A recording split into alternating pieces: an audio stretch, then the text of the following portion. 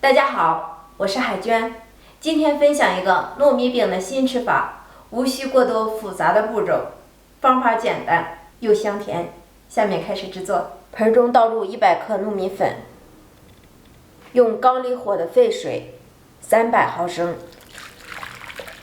搅拌均匀。搅拌均匀，倒入150克白糖。白糖可以根据自己的口味增加减。把白糖充分的搅化，再加入500克的糯米粉，边倒边搅。加入酵母5克，泡打粉5克，最后加入300毫升的凉水，充分的搅均匀。搅拌成面絮状，下手揉成团儿。揉成一个柔软的面团，盖上盖子，醒面20分钟。取出醒好的面团，揉匀，搓成长条状。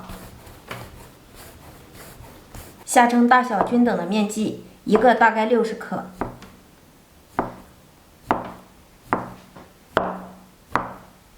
拿过一个面剂，在手中给它团圆，然后直接按压扁。如果怕粘，手心里可以少少抹一点油。包上20克左右的豆沙馅儿，然后用虎口收拢法给它收紧剂口。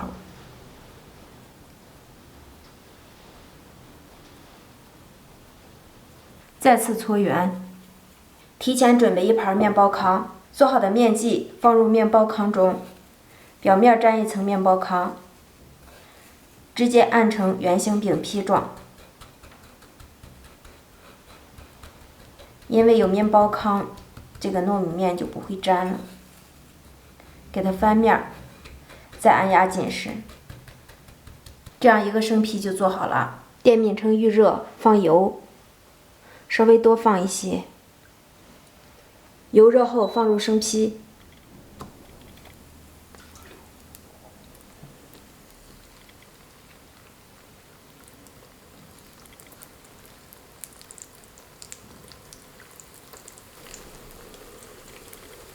用半煎半烙的方式煎至底部变成金黄色，我们给它翻一个面。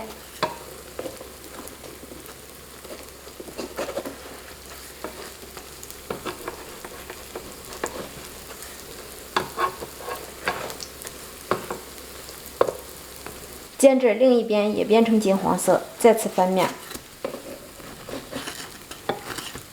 全程要不断的翻面，煎至两面都呈这样的金黄色，能够鼓起大包。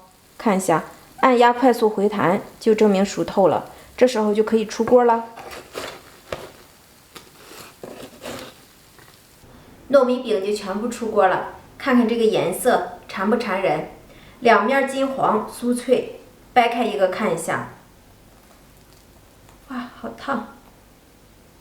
内里绵软又香甜。加上浓浓的豆沙馅儿，真的是特别的好吃。如果您喜欢，就记得试试吧。我是海娟美食，我们下个视频见。